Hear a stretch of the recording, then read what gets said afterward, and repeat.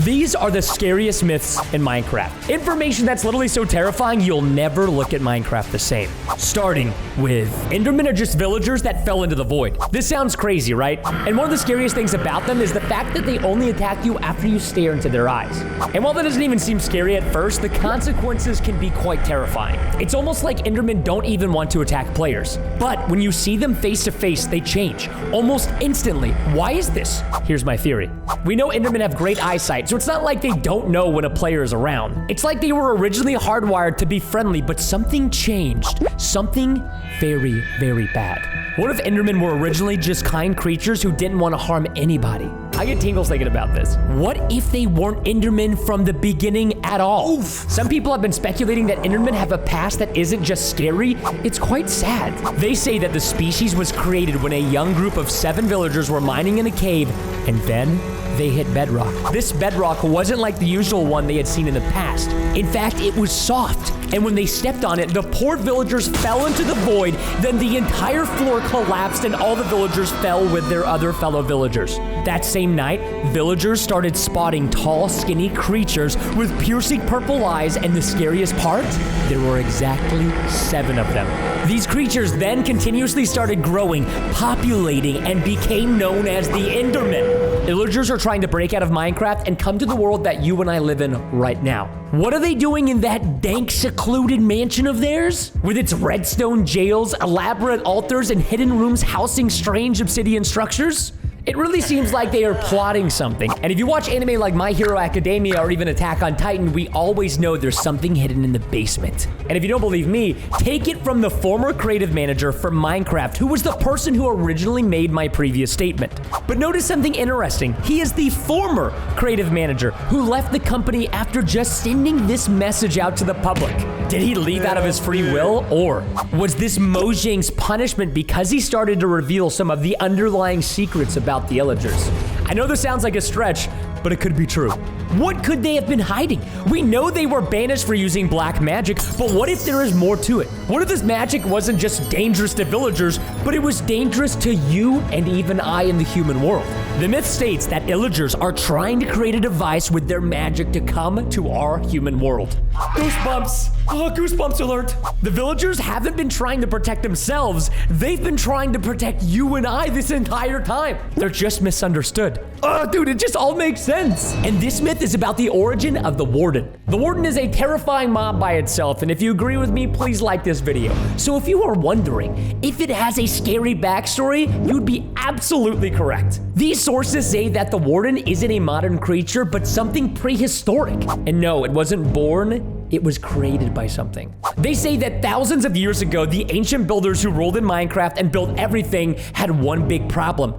They haven't liked the video yet. I'm just kidding. Anyways, the Wither, a giant 3-headed flying skeleton, appeared from nowhere and terrorized the nations, creating havoc and wiping out the ancient builders like literal flies. But they had just one idea to save their race. They built and built for 100 years to create the Warden. Don't you see? It all makes sense. Have you ever wondered why the Warden can't see? It's because it doesn't have organic flesh or eyes. It's like a machine. In fact, a killing machine. And the Warden destroyed the Wither within minutes, and the builders were finally set free, or so they thought. They made the Warden to destroy, and well, it destroyed. It wiped out the entire race of ancient builders, and their greatest creation became their greatest destruction. And just 1,000 years later, the Wardens are still deep in the cities of the old ancient builders, just waiting for a poor and unfortunate player to come by. This explains the deep, dark skulk veins and so much more. Just like how pigs are actually the secret overlords of Minecraft. This one might sound silly, but you have to hear me out. Pigs are the leaders behind one of Minecraft's darkest conspiracies. What do pigs like to eat? Carrots. What are the rarest drops from zombies? Carrots. I have a question for you. Why do you think that zombies go around attacking villages? You might think it's because they want to kill villagers, but that's not quite the only truth. It's for carrots. And why would zombies need carrots, you ask? To feed their masters, the freaking pigs in Minecraft. But it doesn't stop there. In fact, oh my gosh, I got so excited I choked. In fact, it only goes so much deeper. What do villagers grow for food besides wheat? That's right, carrots. And no, this is not a coincidence, you see. There's something funny you've never noticed about villages. In the animal pins, one animal is always missing. Can you guess which animal it is? That's right, the pigs. That's because the villagers don't even dare to imprison them. Only the bravest manage before dying mysterious deaths. And this plot still continues to thicken. What do you find in pillager outposts? That's right, carrots again. Do pillagers unknowingly serve the same lord as their nemesis? Here's the last knot that tie all of these together. How were creepers made in the beginning? That's right, from the pig. But why, Preston? What if pigs were angry at players for killing their brethren for food, and so they created the most devastating enemy that haunts players to this day for ultimate revenge? And what if they created something larger to completely take over Minecraft itself? Whatever you do, just know they will be hunting you. And that's why I'm filming this video from the safety of my home instead of my office, because the pigs are always watching. This sea monster was removed from Minecraft because it deleted a player in real life. When you think of scary creatures in Minecraft, you probably don't even think about something from the sea. I mean, the creepiest thing in the ocean is the Elder Guardian. Let's be honest, that isn't frightening in the least, it's just annoying. Not to mention that he's not even a real boss. But have you ever questioned that there's a reason for this? That's right, we're getting spicy. We're going deep, baby. What if there was another mob intended to be the boss? You won't see anything I'm about to tell you anywhere on the internet, and that is because Mojang doesn't want you to see it. Players who won't even let me tell you their name have helped me uncover some of the secrets about this. Legally, I have to say this is speculation, but I believe that every word of this is actually true. The players state that on the 14th of July in 2018, a big new update dropped to Minecraft, and it had a brand new boss. This boss was located in the ocean. It was not the Elder Guardian, however, and players couldn't locate it anywhere. 47 hours later, a player did manage to find it, but he didn't realize just how extremely unlucky he was to have done so. Immediately, the player's name was no longer found in Mojang's game files, and just a few moments later, the update was removed and then re-added to the game. The creepiest part is that no one has seen the player since, and this was never resolved. So what happened to them? The player's name was Safrine the Bold, and this was the last screenshot to have ever been seen of him in game. And if you like this one, they're only gonna get better, so don't go anywhere. Mobs that have been scrapped by Minecraft aren't deleted from the game, they're just hidden inside of the void. One of Minecraft's most exciting events is the mob vote, except for when the glow squid was chosen. Thanks, Dream. Personal vendettas aside, players from all around the world choose between 3 to 4 new mobs to be added to the game. And we have some of Minecraft's most iconic mobs thanks to the community vote, such as the llama and even the panda. But have you ever wondered what happened to the mobs that weren't selected? Were they just tossed to the side, never to be thought of again? No, that can't be right, because footage of them actually exist on YouTube. Does this mean that the mobs that didn't get the votes are still in the game and they haven't been deleted? If so, where did they go and what are they doing right now? We just pressed the reset button at firemerch.com. We have a brand new website with over 20 new products all through Black Friday and Cyber Monday. Do not miss the fire this weekend. Are they being held captive in the woodland mansions beneath? Or in the outposts by the illagers? Are they being held within bastions or fortresses by even the hoglins? But we haven't seen anything near those locations before though, so they probably aren't there. That's when it hit me and then I remembered.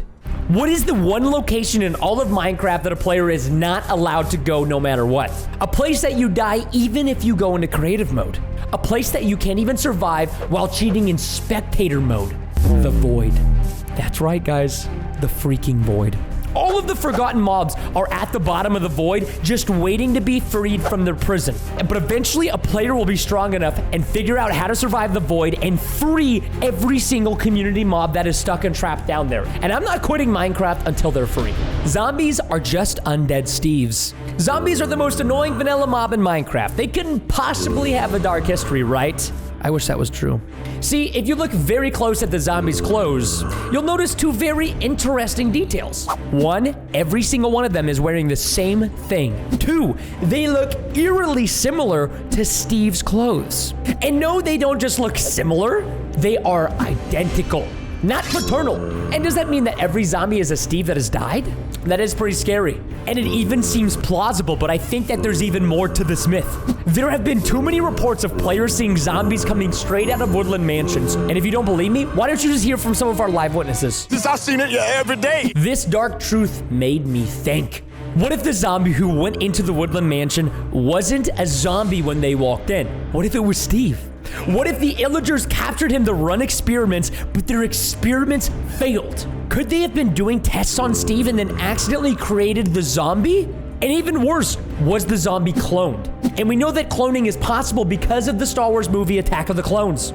That would explain why millions of them roam the world and why they all resemble Steve. This is almost similar to Attack on Titan, man. The only thing that gets darker than this is the fact that Allays are tortured souls. Most people think Allays are great, one of Minecraft's newest additions. These cute ghost-like creatures bring you items, and they are very helpful in general. Unfortunately, it turns out that one of the most wholesome little mobs in the game is also one of the most tragic backstories. Some players have experienced Allays dying in unusual ways. They say that Allays that died in their game had their own custom death message. The creepy part? The Allays had names.